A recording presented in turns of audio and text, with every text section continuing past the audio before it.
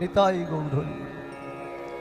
ইনি শুধু নদের চাঁদ নয়, ইনি নদের চাঁদ নয়,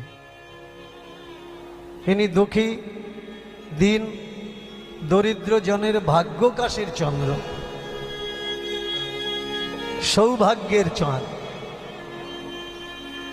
যারা পথ খুঁজে পাচ্ছিলেন না, পথভ্রষ্ট, যারা দিশা খুঁজে পাচ্ছিলেন না, দিশাভ্রষ্ট, যারা মত খুঁজে পাচ্ছিলেন না, মতিভ্রষ্ট, ঠিক তাদের জন্যেই তিনি এলেন, পথ দেখানোর জন্য। কোনটা ভুল পথ আর কোনটা সঠিক পথ। কীর্তনের শুরুতেই আমি জানিয়ে রাখছি,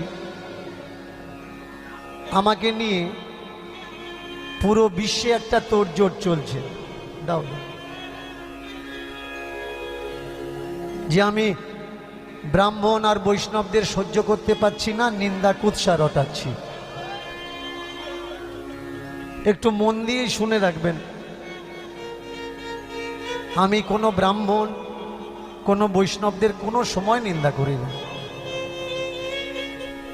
কিন্তু যারা ব্রাহ্মণ নয়, শুধু নামে ব্রাহ্মণ কর্মে নেই, আমি সেই কজনা তুলে ধরছি মাত্র।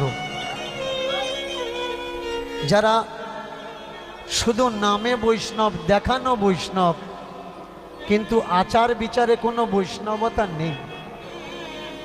বৈষ্ণব সেজে ঘুরছে, কিন্তু এখনো মুখের ভাষা তাদের ঠিক হয়নি। আমার প্রত্যেকটা ভিডিওর নিচে দেখবেন, যে খুব খারাপ ভাষায় গালাগালি করছে, জানতে হবে ও পরম বৈষ্ণব। বৈষ্ণব না হলে ওর মুখের ভাষা ওরকম হয়নি। যারা প্রকৃত বৈষ্ণব তারা আমাকে করলে বুকে করে রাখে, কিন্তু এই সমাজে আমি চিনিয়ে দিয়েছি কারা বৈষ্ণব আর কারা বৈষ্ণব নয়। রাগ কটার হচ্ছে, রাগ কজনার হচ্ছে? রাগ হচ্ছে তাদের যারা বৈষ্ণব নয়, রাগ তাদের হচ্ছে যারা ব্রাহ্মণ নয়। তারা কেউ কিন্তু আমার উপরে রাগ করছে না, যারা ব্রাহ্মণ আর যারা বৈষ্ণব। বলুন তো, আজকের রাজা রামমোহন থেকে আরম্ভ করে, রবীন্দ্রনাথ ঠাকুর থেকে আরম্ভ করে, শরৎচন্দ্র থেকে আরম্ভ করে, বঙ্কিমচন্দ্র থেকে আরম্ভ করে, এরা যদি আমাদের না জানাতেন সত্যটা, আমরা কি জানতাম? আমরা জানতাম এই যে জাতি, ব্রাহ্মণ, ক্ষত্রিয়, বৈশ্য, শূদ্র, এই জাতি বলে পৃথিবীতে কিছু নেই, কিচ্ছু নেই।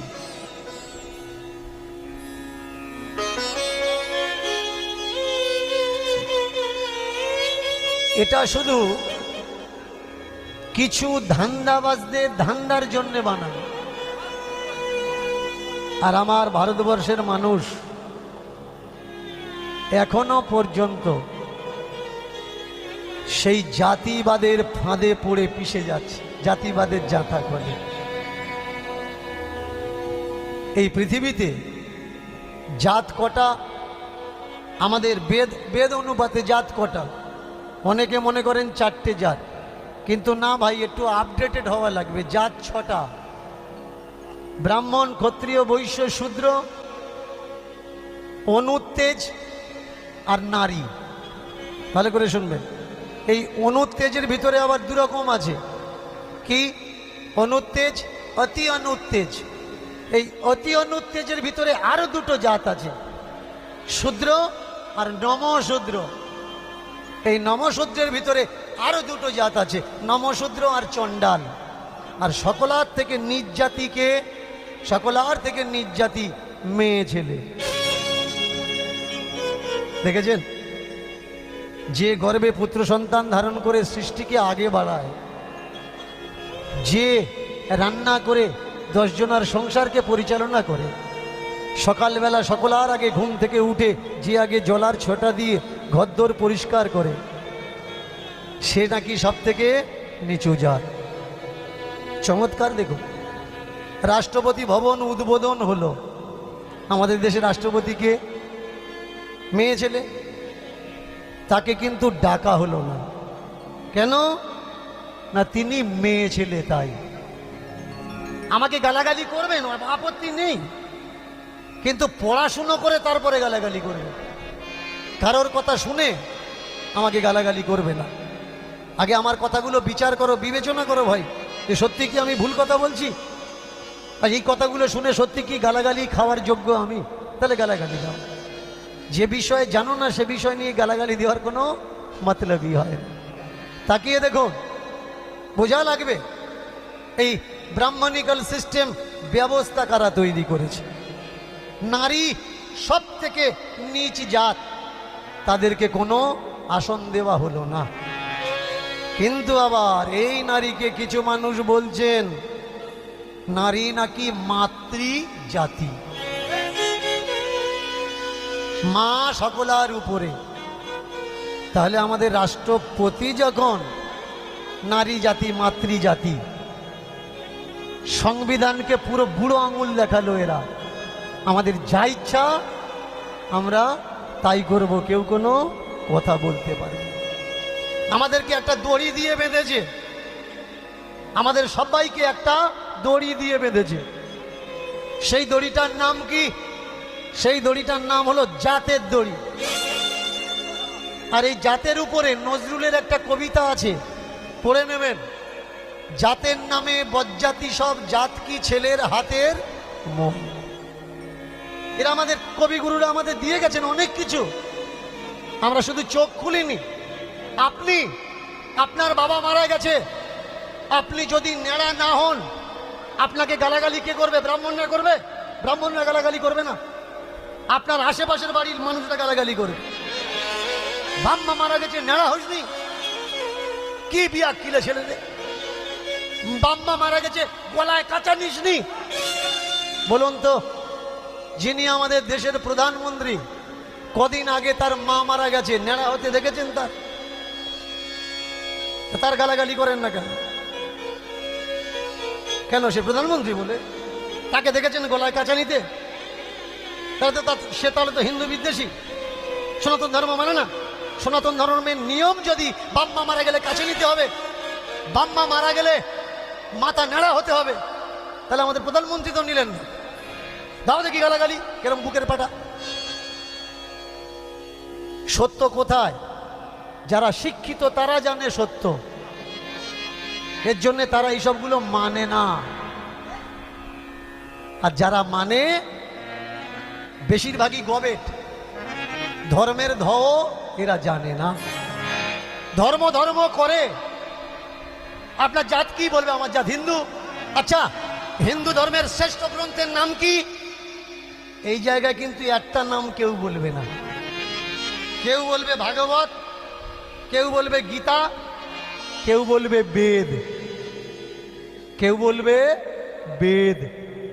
তাহলে তিনটে বইয়ের নাম উঠে আসে। একটার নাম কি? ভাগবত, একটার নাম কি? গীতা, আর একটার নাম কি? বেদ। আমাদের সর্বশ্রেষ্ঠ গ্রন্থ কোনটা? বেদ।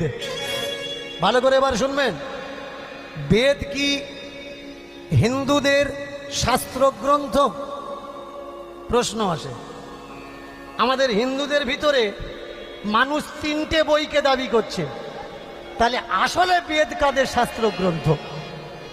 বেদে দেখবেন একটা শব্দ উঠে এসেছে, একটা হচ্ছে আর্য আর একটা হচ্ছে অনার্য। এগুলো বোঝার দরকার, শোনার দরকার। পিঠ পিছে গালাগালি করবেন না। আমি আপনাদের বাড়ির উঠোনে এসছি, আমি বাইরে বসে বলি না, বাড়ির উঠোনে ঢুকে চোখ খোলা দেওয়া মানুষ আমি। তার নাম দীনকৃষ্ণ ঠাকুর। আর্য আর অনার্য। আমাদের দেশে, আমাদের ভারতবর্ষে যতদিন আর্য আসেনি ততদিন কিন্তু অনার্য শব্দের উৎপত্তি হয়নি। তাহলে বেদ কবে লেখা হলো? ভারতবর্ষে আর্য আসার পরে লেখা হলো না আর্য আসার আগে লেখা হলো? আর্য শব্দটা যখন আমরা জানতাম না তখন যদি বেদ লেখা হয় তাহলে বেদে আর্য শব্দের উৎপত্তি কি করে হয়? তার মানে আর্য এই ভারতে আসার পরে বেদ লেখা হয়েছে। এবার বলুন, আর্য আমাদের ভারতবর্ষে প্রবেশ কত সালে হয়েছে? যারা হিস্ট্রি স্টুডেন্ট, এটা তাদের বলা লাগবে না যে আর্য আমাদের দেশে প্রবেশ কত সালে হয়েছে? আর্য কারা? নদীর ওপার থেকে যারা এসেছিল নৌকাতে করে, যাদের উঁচু লম্বা চেহারা, নাকটা টিকালো, গায়ের রং গৌরবর্ণ, এদেরকে ইতিহাস আর্য বলে আখ্যা দেয়। পড়ে নেবেন ইতিহাসে। আর এই আর্যদের ধর্মগ্রন্থের নাম কি? আর্যদের ধর্মগ্রন্থের নাম হলো বেদ। তাহলে আমরা এখনো ঠিক করতে পারিনি যে আমাদের ধর্মগ্রন্থ কোনটা। একটা শব্দ জাতিসূচক রিলিজন, কোন চাকরির ফর্ম ফিল আপ করবেন, কোন পরীক্ষার ফর্ম ফিল আপ করবেন, একটা কলম থাকে রিলিজন, এখানে আপনি কি লিখছেন? হিন্দু। হিন্দু মানে কে? কাওরা। হিন্দু মানে কে? মুচি। হিন্দু মানে কে? বাগদি। হিন্দু মানে কে? হাড়ি। হিন্দু মানে কে? সাধারণ ব্যবসায়ী। এরাই তো হিন্দু। হিন্দু মানে কে? এই যারা নিজেদেরকে ব্রাহ্মণ বলে দাবি করছে, এদের একটা কলম আছে। এরা সেই কলমে কি লেখে আমরা হিন্দু? এরা কিন্তু লেখে না যে আমরা হিন্দু। বলুন তো, আমরা সবাই যদি হিন্দু হলাম, তাহলে একটা সমুদায় আর একটা সমুদায়ের ভিতরে বিবাহ চলে না কেন? কেন চলে? মুচি কাওরার মেয়ের সঙ্গে বিয়ে হবে না, কাওরা বাগদিদের সঙ্গে বিয়ে হবে। প্রত্যেকের আলাদা আলাদা করে রেখেছে এরা বুদ্ধিমান। দেখুন, একটা লাঠি অতি সহজে ভাঙা যায়, কিন্তু 100টা লাঠি যদি একসঙ্গে থাকে, ভাঙাটা এত সহজ কথা নয়। আমরা 100টা মানুষ, এরা আমাদের কাস্ট দিয়ে আলাদা আলাদা করে দিল। কাস্ট দিয়ে আলাদা আলাদা করে দিল যে তোমরা এ জাতের থেকে ও জাত উঁচু, ও জাতের থেকে ও জাত উঁচু, ও জাতের থেকে ও জাত উঁচু। দীর্ঘদিন ধরে আমরা যে হিন্দু হিন্দু হিন্দু করে আসছি, আমরা কারা? এক কথা বলবেন, আমরা হিন্দু মানুষ। সত্যি কি আমরা হিন্দু? হ্যাঁ, সত্যি কি আমরা হিন্দু? যিনি আর্য সমাজের প্রতিষ্ঠাতা দয়ানন্দ সরস্বতী, তার বিখ্যাত একটা গ্রন্থ, সেই গ্রন্থের নাম হলো সত্যার্থ প্রকাশ। পড়ে নেবেন যদি কখনো পড়ার ইচ্ছা থাকে, জানার ইচ্ছা থাকে। সেই দয়ানন্দ সরস্বতী তিনি বললেন আমি হিন্দু নই। একটা সমাজ তৈরি করলেন, সমাজটার নাম কি? আর্য সমাজ। রাজা রামমোহন তিনি বললেন আমি হিন্দু নই, সমাজ তৈরি করলেন ব্রহ্ম সমাজ। বলুন তো, তারা যদি হিন্দু হবে তাহলে হিন্দু সমাজ নাই তৈরি করে আর্য সমাজ, ব্রাহ্ম সমাজ এগুলো কেন তৈরি করছে? শুধু তাই নয়, আমাদের নরেন্দ্র মোদী প্রধানমন্ত্রী তিনি বলছেন আমি হিন্দু নই। আমাদের হাইকোর্ট, ভারতবর্ষের হাইকোর্ট, তার রায় আছে যে হিন্দু বলে কোনো জাতি নেই, হিন্দু বলে কোনো ধর্ম নেই, কোনো ধর্মের নাম হিন্দু নয়। শুধু তাই নয়, মোহন ভাগবত যিনি হিন্দু সংঘের প্রতিষ্ঠাতা, আরএসএস এর প্রতিষ্ঠাতা যিনি, এই মোহন ভাগবত তিনি বলছেন আমরা হিন্দু নই। বিবেকানন্দ ইনি বলছেন আমরা হিন্দু নই। যিনি রবীন্দ্রনাথ ঠাকুর ইনি বলছে আমরা হিন্দু নই। আচ্ছা, ওরা বলছে আমরা হিন্দু নই, আমরা বলছি আমরা হিন্দু, তাহলে ওরা কারা? যারা বিশ্বকবি। তাহলে যারা বিশ্বকবি, যিনি বিশ্বকবি তিনি বলছেন আমরা হিন্দু নই। এই হিন্দু শব্দটা আমরা কোত্থেকে পেলাম? কিছু কিছু ইতিহাসকার আমাদের মিথ্যা ইতিহাস তুলে দিয়েছেন। আজও পর্যন্ত স্কুলে অনেক কোর্সে মিথ্যা ইতিহাস পড়ানো হয়।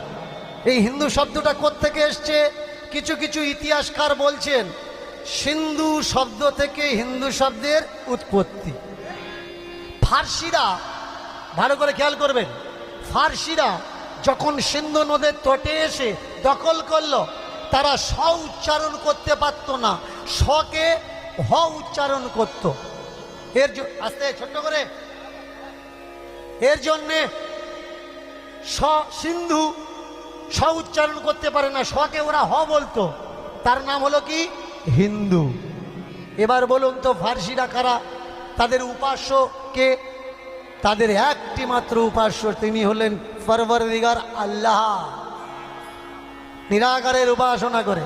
তাদেরকে কি বলা হয়? তাদেরকে বলা হয় মুসলমান। কোন ধর্মের প্রতীক তারা? মুসলমান ধর্মের, মুসলাম ধর্মের প্রতীক। এবার বলুন তো ইসলাম ধর্মের ভিতরে স আছে? ইসলাম, তাহলে ইসলাম ধর্মের ভিতরে যদি স থাকে, তারা সকে হ বলে, তাহলে ইহালাম হয় কি? নিশ্চয়ই না। ইসলামের বেলা তারা ইসলাম বলছে, মুসলমানের বেলা স মুসলমান বলছে, আর হিন্দুর বেলা তারা হিন্দু কি করে বলে? তার মানে এই যুক্তিটা এখানে খাটে না। তাহলে হিন্দু কারা? এদেশে আসার পরে ফার্সিরা একটা গালাগালি করলেন। গালাগালিটা কি? গালাগালিটা হিন্দু। হিন্দু শব্দ আরবি থেকে, আরবি টু বাংলা ট্রান্সলেট দেখে নেবেন, আরবি টু হিন্দি ট্রান্সলেট দেখে নেবেন। হিন্দু শব্দের অর্থটা কি? চোর, চুক্কা, কালা, লুফাঙ্গা, ভীরু, কাপুরুষ। এদেরকে বলা হলো ভীরু কাপুরুষ। কেন বলার কারণ আছে। কোন রাজা যদি কোনো দেশকে আক্রমণ করে, সেই রাজার কর্তব্য কি? সেনা নিয়ে তার সঙ্গে আমনে সামনে যুদ্ধ করে তার রাজত্বকে রক্ষা করা। কিন্তু বিদেশি রাজা যখন এদেশে আক্রমণ করেছে, এরা তখন যুদ্ধ না করে বেলকাটের ওপরে ঘি দিয়ে বান মেরেছে। বুঝতে পারছেন? আজকে চতুর্দিকে দেখুন আমার নামে বান মারছে। গতকাল মন্দির বাজারে আমার নামে বান মারলো। বলুন আমার কিছু হয়েছে? কিচ্ছু হয়নি। সব থেকে বড় প্রমাণ আমি। তার মানে আপনারা বুঝে নিন, এরা যে মন্ত্রগুলো বলে সেই মন্ত্রের কোনো ক্ষমতা নেই। যদি থাকতো, এদেশকে বিদেশিরা কখনো দখল করত না। এদের মন্ত্রের ক্ষমতা যদি থাকতো, এরা ইংরেজদের গুলামি না কেটে বান মেরে ইংরেজ তাড়িয়ে দিতে পারত। এখন আবার নতুন নতুন বাবা উঠেছে, তারা নাকি ভবিষ্যৎবাণী বলে দিতে পারে, তারা নাকি হনুমানের পাওয়ার দিয়ে মানুষকে আচার পাচার খাওয়াতে পারে। বলুন তো, এরা যদি ভবিষ্যৎ বলে দিচ্ছে মানুষের, তাহলে সরকার থেকে তো এদের ডাকতে পারে যে ভারতবর্ষে কবে পরমাণু অ্যাটাক হবে ভবিষ্যৎবাণী করো, বা কোন বর্ডারে কখন বিদেশি মিলিটারিরা আক্রমণ করবে ভবিষ্যৎবাণী করো। এরাই হচ্ছে ভারতের শত্রু, এরাই হচ্ছে ভারতের দুশমন, এরাই হচ্ছে জোচ্চোর, এরাই হচ্ছে ঠকবাজ। আমার দেশের মানুষরা মাধ্যমিক, উচ্চ মাধ্যমিক, MA BA পড়ে, তবু দেখেছি গলায় মাদুলি, এক গোছা মাদুলি। আরে এটা কি রে? এটা বাতাস লাগার, এটা কোমরে ব্যথা, এটা দাঁতে যন্ত্রণা। আচ্ছা, হাতে এখানে বেঁধেছি, এখান থেকে দাঁতের কানেকশনটা কি? অনেক জায়গায় তো আবার ওষুধ তোলা হয়। শাশুড়ি নাকি খাইয়ে দিয়েছে বৌমার। বৌমা দিন দিন শুকিয়ে শুকিয়ে কতুল পাতা হচ্ছে। পরামর্শ দিচ্ছে আশেপাশের মানুষজন, এই দেখ মনে হয় তোর ওষুধ টষুধ খাইয়েছে, ওষুধ তুলে আয়। দেখবেন আপনাদের এদিকে আছে কিনা জানি না, অন্য অন্য সাইডে আছে। যাবেন, ঘটে করে জল নিয়ে নাভিতে বসিয়ে দিচ্ছে, দিয়ে ওষুধ তুলে দিচ্ছে। বলুন তো খেলে যায় কোথায়? স্টমাক, পাকস্থলিতে যায়। পাকস্থলীর সঙ্গে নাভির কোনো কানেকশান আছে কি? কোনো কানেকশান নেই। আমি একদিন গেছিলাম, গিয়ে বললাম পেটে যা আছে উঠবে তো? বললে হ্যাঁ উঠবে। আমি বললাম এক কাজ করো, দুপুরবেলা ভাত খেয়েছি, যা দিয়ে খেয়েছি তোমার ঘটে তুলে দেখাও। বললে না না, ভাত পান্তা উঠবে না, শুধু ওষুধ উঠবে। ঘটের পোঁদে ছাঁকনি লাগানো আছে, শুধু ওষুধটা উঠবে, পেটে যা আছে আর কিচ্ছু উঠবে না। আমি বললাম এক কাজ করো, কোনো গাছ টাছ খাইয়ে দাও, আমি গিলে খাই, ঘটে তোলো। বললে না না, বাটা ওষুধ উঠবে, গোটা ওষুধ উঠবে। তোমাদের যাদের শাশুড়ি যদি গোটা খাইয়ে দেয় তাহলে উঠবে কি করে? বাটা হলে তবে তো উঠবে। আজকের ঘরে ঘরে অশান্তি কেন? এই জোচ্চোরদের জন্যে। আপনার টাকা হারিয়ে গেছে বা কোথাও রেখেছেন মনে নেই, চলে যাবেন কোনো গুণিনের কাছে, সে বলে দেবে তোমার নিজের লোক করেছে। এবার তুমি কার সন্দেহ করবে তোমার নিজের লোক মানে কে? আরে ভাই, তুই যদি জানিস টাকা কোথায় পড়েছে, তুই তার নাম বলে দে না, যে উমুক লোক নেছে। তুই তা বলতে পারবি না, কিন্তু সংসারে কি করে গন্ডগোল হবে এরা ভালো করে যায়। এই আখান্ড পাখান্ড অসংস্কার কুসংস্কারের বিরুদ্ধে রুখে দাঁড়ালেন কে? 500 বছরেরও বেশি আগে এসেছেন আমার মহাপ্রভু। অনেকে বলে আমি ব্রাহ্মণদের নাকি নিন্দা করি। আচ্ছা, মহাপ্রভু তো ব্রাহ্মণ, তাকে তো আমি প্রণাম করি। কেন প্রণাম করি? সে যে কেউ হোক, দেশের জন্য যে করে তাকে সবাই প্রণাম করে। বলুন তো ক্ষুদিরামের জাতটা কি, কিন্তু তাকে স্যালুট ঠোকে না? বলুন তো ভগৎ সিংয়ের জাতটা কি, তাকে কি কেউ স্যালুট ঠেকে না? প্রণাম তাকে করার দরকার যে দেশ দশের জন্যে করে। সে প্রণামের কখনো হকদার যোগ্যদার নয় যে দেশের আর দশের সর্বনাশ করে। আমরা আমাদের মহাপ্রভুর গুণগান কেন করি? কিছু মানুষ বলছে মহাপ্রভু ভগবান। না ভাই, ইনি ভগবান নয়। হ্যাঁ, আমি বলছি, দীনকৃষ্ণ ঠাকুর বলছে ইনি ভগবান নয়। যদি ভগবানের থেকে বেশি কিছু থাকে তো তিনি হলেন আমার মহাপ্রভু। আমার মহাপ্রভু যদি না আসতেন, এই ভারত ভূমি ধ্বংস হয়ে যেত, নষ্ট যেত। আমরা যে সনাতনী এই শব্দটা বইয়ে লেখা থাকতো, কিন্তু বাস্তবে কাউকে খুঁজে পাওয়া যেত না। এই সব দেখে তিনি প্রতিবাদ করলেন। তিনি কি দেখলেন ভালো করে শুনুন। এই নিয়মগুলো কোনো উচ্চবর্ণীয় মানুষে তোলেনি, কোনো ধার্মিক মানুষে তোলেনি। আমার সমাজে ভয়ঙ্কর ভয়ঙ্কর নিয়ম ছিল। যদি শূদ্রের ঘরে প্রথম সন্তান জন্মায়, সেই সন্তানকে গঙ্গাসাগরে গিয়ে ভাসিয়ে দেওয়া লাগে। জানতেন এসব নিয়ম? কারা তুলেছে? যারা পাখণ্ডী, যারা নাস্তিক। 1818 সালের পর থেকে একটা একটা করে আইন বানিয়ে এই নিয়মগুলো তোলা হয়েছে। এমনি এমনি বন্ধ হয়নি। আরো শুনুন, শূদ্র জাতির মেয়ে বউ, তারা নাভির উপরে কাপড় পরতে পারবে না। নাভির নিচ থেকে কাপড় পরা লাগবে, উপরটা ঢাকা দিতে পারবে না। কেন? এটাকে স্তন কর বলা হয়। যদি ঢাকা দাও তোমাকে কর দেওয়া লাগবে। আর এই কর যাবে কোথায়? তিরুপতি বালাজি মন্দির। দেখেছেন কত ঘৃণিত নিয়ম। আরো ঘৃণার নিয়ম শুনুন। আপনার ছেলেকে বিয়ে দিয়ে বৌমা এনেছেন, ওই বৌমাকে আপনার ছেলে ছুঁতে পারবে না। বিয়ে করে বাড়ি এসেছে, তার পরের দিনে রাতটা কি? কাল রাত্রি। এখনো পালন করেন আপনারা না? যে কাল রাত্রি। এই খোকা, আজকের নাদবর ঘরে যাওয়া যাবে না। কেন আজকের কাল রাত্রি? নিজেকে প্রশ্ন করেছেন কাল রাত্রি কেন? যেদিন বিয়ে হলো সেদিন শুভরাত্রি, আর বিয়ের পরের রাতটা কাল রাত কি করে হয়? ভালো করে শুনুন। বিয়ে করে আনার পরে খুব কম হলে 3 দিন, খুব কম হলে 3 দিন ব্রাহ্মণ গুরুর ঘরে আপনার বউকে দিয়ে আসা লাগে। ওখানে 3 রাত কাটাবে, তারপরে আসবে আপনার কাছে। এই নিয়মগুলো কারা তুলেছে? কোনো ধার্মিক মানুষ তুলেছে? ধার্মিক মানুষ তুলে কে তুলেছে? কিছু নাস্তিক মানুষ। শুধু তাই নয়, আপনার মেসোমশাই মারা গেছে, আপনার মাসিমাকে হাত পা বেঁধে আগুনে তুলে দেওয়া হবে। পিসিমশাই মারা গেছে, পিসিমাকে হাত পা বেঁধে চিতার আগুনে তুলে দেওয়া হবে। এই নিয়মগুলো কারা তুলেছে? কোনো ধার্মিক মানুষ তুলেছে? কোনো ধার্মিক মানুষ তোলে? যারা নাস্তিক তারাই তুলে দিয়েছে এই নিয়ম, যে এটা সমাজ কল্যাণের জন্য না, এটা সমাজকে ঘৃণা দেখানোর জন্য, শোষণ করার জন্য। এ নিয়ম মানা লাগবে না, মুছে ফেলো। মহাপ্রভু এসে দাঁড়ালেন, জাতপাত মুছে দিলেন। কোনো জাত নেই, একটাই জাত। তিনি একটা সমাজ তৈরি করলেন।